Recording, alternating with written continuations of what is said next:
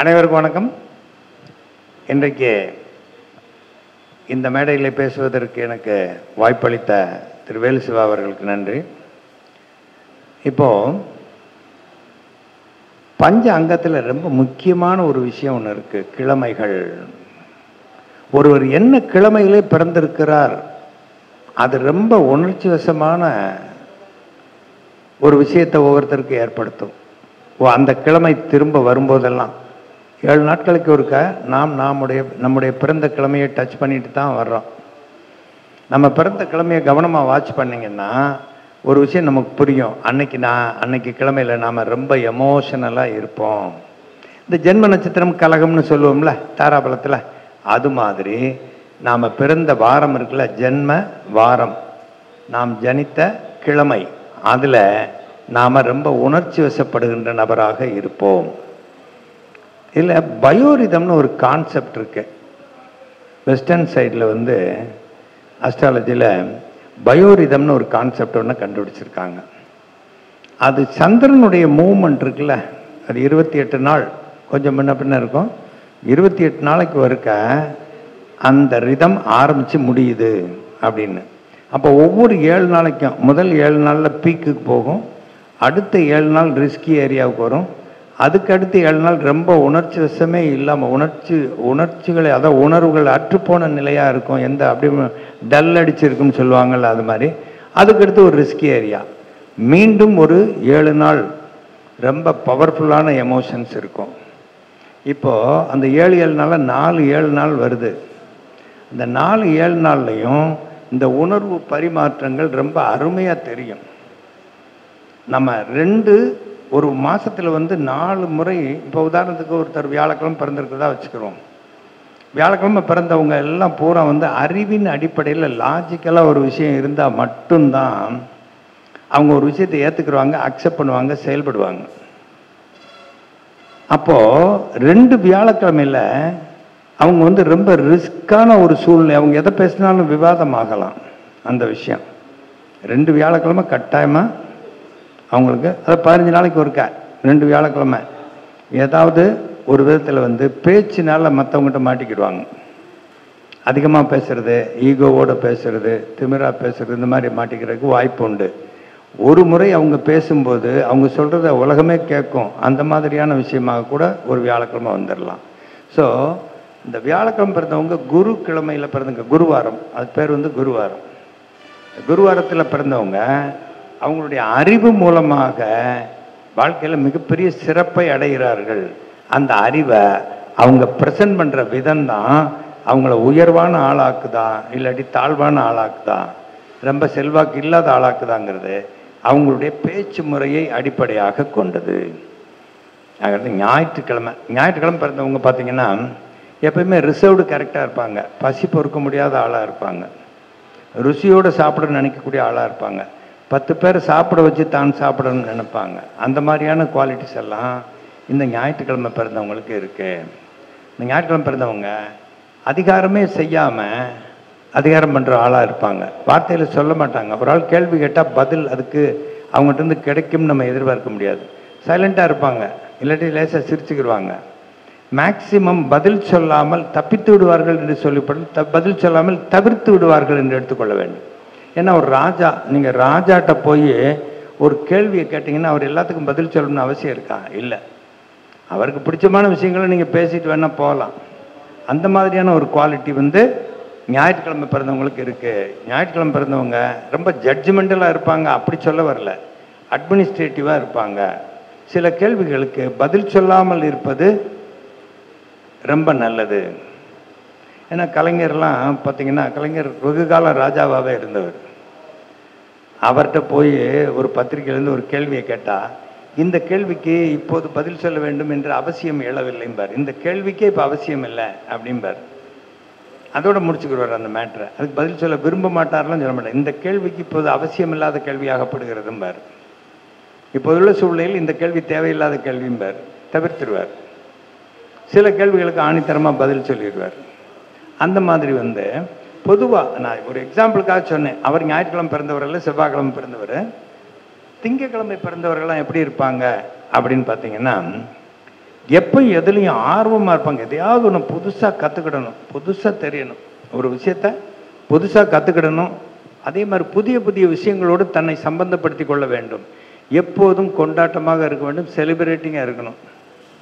ஒரு பெரிய மனிதருக்கு அருகிலே போய் இருந்து கொள்வது, ஒரு பெரிய ஆட்களை அண்டி வாழ்ந்து கொள்வது, அந்த மாதிரியான ஒரு விஷயம் வந்து திங்கட்கிழமை பிறந்தவங்ககிட்ட இருக்கு. திங்கட்கிழமை பிறந்தவங்க ஒரு பெரிய நபர், ஒரு அதிகாரமான நபர், ஒரு புகழான நபர், அவங்களை அப்படியே காப்பி எடுக்கக்கூடிய, அவங்க பக்கத்தில் இருந்து அவங்களுடைய செல்வாக்கை பயன்படுத்தி தானும் முன்னேறி கொள்ளக்கூடிய ஒரு தன்மையுடையவர்களாக இருப்பார்கள். உதாரணம் சொல்லணும்னா இந்திரா காந்தி நேருவை சுற்றியே இருந்தாங்க எப்போ தன்னுடைய வாழ்நாளில். அப்படி நேருவை பிரதி எடுத்த மாதிரி அவங்க பிரதமராக 18 ஆண்டுகள் இருந்தாங்க. இது அப்படி காப்பி பேஸ்ட் மாதிரியான வேலை இல்லை, அவங்க பக்கத்திலே இருந்து அவங்களாவே உருமாறக்கூடிய ஒரு டெக்னிக்கு. அது திங்கட்கிழமை பிறந்தவங்களுக்கு தான். பெரிய ஆட்களுக்கு அருகிலே போய் இருந்து கொண்டால் அவர்கள் மிகப்பெரிய ஆட்களாக அவர்களும் வந்து விடுவார்கள் என்பதற்கு அது ஒரு உதாரணம். நீங்கள் யார் லைஃப்பில் வேணாலும் செக் பண்ணி பார்த்துக்கலாம், அது இப்படித்தான் இருக்கும். செவ்வாய்க்கிழமை பிறந்தவர்கள் வாழ்க்கையில் ஏதாவது ஒரு காலகட்டத்தில் மிகப்பெரிய உயர்ந்த அதிகாரத்தை அடைவார்கள். செவ்வாய்க்கிழமைன்னா சத்திரிய தத்துவம் அதிகமாக இருந்தது. அட்மினிஸ்ட்ரேட் பண்ணுறதுக்காகவே பிறந்தவங்க மாதிரி. எந்த அட்மினிஸ்ட்ரேஷன் போஸ்ட்டில் இருந்தாலும் அவங்க செவ்வாய்க்கிழமையாக பிறந்தவங்களா இருக்கிறதுக்கு ஒரு வாய்ப்பு இருக்குது. வியாழக்கிழமையோ சூரியனோ குருவோ செவ்வாய், அதில் செவ்வாய் அதிகமான அட்மினிஸ்ட்ரேஷன் பவர் கொண்டது செவ்வாய். செவ்வாய் அட்மினிஸ்ட்ரேட் பண்ணும்போது எல்லாருக்கும் ஒரு பயம் ஏற்படும். நம்ம இதில் பார்த்திங்கன்னா தமிழக முதலமைச்சர்களில் அண்ணாதுரை, எம்ஜிஆர், கலைஞர், ஜெயலலிதா எல்லாரும் செவ்வாய்க்கிழமை பிறந்தவங்க, எல்லாருமே செவ்வாய்க்கிழமை பிறந்தவர்கள். ஆக இந்த செவ்வாய்க்கிழமையில் அப்படி ஒரு பெரிய அற்புதமான ஒரு விஷயம் இருக்கு. சரி, இது அப்போ செவ்வாய்க்கிழமை பிறந்தவங்க பூராம சிஎம் ஆயிடுறாங்க. ஏதாவது அவங்கவுங்க ஜாதகத்துப்படி அவங்கவுங்க எல்லைகளுக்குள்ள ஒரு அதிகாரமான ஒரு நிலையில் தான் இருப்பாங்க. கோபம் அதிகமாக வரும், ஆனால் குணமும் அதிகமாக இருக்கும். அவர்கள் மாதிரி குணவான்கள், அவங்க மாதிரி மற்றவங்களுக்கு ஹெல்ப் பண்ணக்கூடிய, விட்டு தரக்கூடிய ஆட்கள் யாருமே இருக்க மாட்டாங்க. செவ்வாய்க்கிழமை பிறந்தவங்களுக்கு அப்படி ஒரு விஷயமும் இருக்கு. புதன்கிழமை பிறந்தவர்கள் உடனடியான லாபம், உடனடியான வெற்றி. எதற்கு எந்த வேலை செய்தாலும் ஒரு குறுக்கு வழியில் போய் அதை சாதிச்சிடணும். குறுக்கு வழின்னா தப்பான வழி அல்ல, ஒரு வேற ஒன்றுமே இல்லை. ஒரு விஷயத்த கையில் செஞ்சோம்னா அதுக்கு காலதாமதமாகும். அதுக்கே ஒரு மெஷினரியை பயன்படுத்தினா குயிக்காகவும் ரொம்ப நேர்த்தியாகவும் இருக்கும். அது மாதிரி எந்த ஒரு விஷயத்தையும் ஒரு சயின்டிஃபிக்காக அப்ரோச் பண்ணி செயல்படுத்தி அந்த காரியத்தை ஜெயிச்சிருவாங்க. அது புதன்கிழமை பிறந்தவங்களுக்கு. நான் உதாரணத்துக்கு சொல்கிறதா இருந்தால், புதன்கிழமை பிறந்தவங்க எடிசன் மாதிரின்னு வச்சுக்கோங்க. எடிசன் எந்த காலத்திலும் போய் சயின்ஸ் படிக்கலை, ஆனால் நூற்றுக்கணக்கான கண்டுபிடிப்புகளை கண்டுபிடித்தவர் எடிசன். அப்படி ஒரு விஞ்ஞானியை உருவாக்கிறோம். புதன்கிழமை பிறந்திருந்தாலே போதும், அவன் எந்த சயின்டிஃபிக்கான வேறு ஒன்றுமே இல்லை. கம்ப்யூட்டர் தெரியாது, கம்ப்யூட்டர் சர்வீஸ் பண்ணுறவங்க கூட பக்கத்தில் ஒரு 10 நாள் உட்காந்துருந்தா போதும், அவன் சர்வீஸ் பண்ண ஆரம்பிச்சிருவான். நம்ம புதன்கிழமை பிறந்தவங்களுக்கு அவ்வளோ பெரிய ஒரு வியாபார தந்திரம் இருக்குது. அவங்களுக்கு அவ்வளோ பெரிய வியாபார தந்திரம் அவங்களுக்கு நல்லா தெரியும். அதே மாதிரி தொழில் தந்திரம் அவங்ககிட்ட நிறைய இருக்குது. உடனடி லாபம், உடனடி வெற்றி. சீசனுக்கு ஏற்ற மாதிரி வெவ்வேறு பேர், வெவ்வேறு விதமான பொருள்களை வியாபாரம் பண்ணுறது. அதனால் அவங்களுக்கு சந்தர்ப்ப சூழ்நிலைகளுக்கு ஏற்ற மாதிரி செயல்படக்கூடிய ஆட்கள். ஜாதகத்தில் யார் கூட சேர்ந்து இருக்காங்களோ, அந்த யார் கூட சேர்ந்து இருக்கோ புதன், அவங்களுடைய தொழிலையும் அவங்களுடைய காரத்துவத்துக்கு ஏற்ற மாதிரியான தொழிலையும் கூட எடுத்து செய்து வெற்றி அடைவதில் சூரர்கள். வியாழக்கிழமை பிறந்தவங்க சொல்லிட்டேன். வெள்ளிக்கிழமை பிறந்தவர்கள் நீட் அண்ட் கிளீனாக இருப்பாங்க. எப்போதும் கையில் ரொக்கமாக பணம் வைத்திருப்பதை பாதுகாப்பாக நினைப்பார்கள். எளிதில் உணர்ச்சி வசப்படக்கூடியவர்கள், எளிதில் கெட்ட பழக்கங்களுக்கு அடிமையாக கூடியவர்கள். அவர்களுக்கு உண்மையான ஆயுதம் அனுசரணை. சிரித்த முகத்தோட மற்றவங்களோட அனுசரித்து போனாங்கன்னா வாழ்க்கையில் பெரிய காரியங்களை எல்லாம் சாதிச்சிருவாங்க. அப்படி சாதிக்கக்கூடிய ஆட்களாகத்தான் வெள்ளிக்கிழமை பிறந்தவர்கள் இருப்பார்கள். எந்த ஒரு சூழ்நிலையும் பலவீனமான பழக்க வழக்கங்களுக்கு அடிமையாகி விடாமல் எல்லோரோடும் சிரித்தமுடன் அனுசரித்து செல்லக்கூடிய ஆட்களாக இருந்தால் எல்லா சாஸ்திரத்திலையும் அவங்க ஜெயிக்கக்கூடிய ஆள். சர்வசாஸ்திர பிரவக்தாரம் சொல்லுவாங்க யாரு, சுக்கிரனுக்கு சொல்லும்போது. ஆக எல்லா விதமான சாஸ்திரத்திலையும் விற்பனனாக இருக்கக்கூடிய ஆள் யாருன்னா வெள்ளிக்கிழமை பிறந்தவங்க தான். ஏன்னா அவங்க எப்படிப்பட்ட ஆட்கள், சாதாரண எளிமையான ஆளாக இருந்தாலும் சரி, பெரிய உயர்ந்தாளாக இருந்தாலும் சரி, அவங்களோட அனுசரணையாக பேசுவதில் வல்லவர்கள் யாருன்னா வெள்ளிக்கிழமை பிறந்தவங்க தான். சனிக்கிழமை பிறந்தவங்க அன்புமயமான ஆட்கள். ஹார்டு ஒர்க் பண்ணக்கூடியவன், எல்லாரும் கூடயும் ஃப்ரெண்ட்லியாக இருப்பான், ஏற்றத்தாழ்வெல்லாம் கிடையாது, எந்த பேதமும் கிடையாது, எல்லாரோடையும் ரொம்ப நட்புனா சனிக்கிழமை பிறந்தவங்களுடைய நட்பு தான் உண்மையான உறுதியான நட்பு.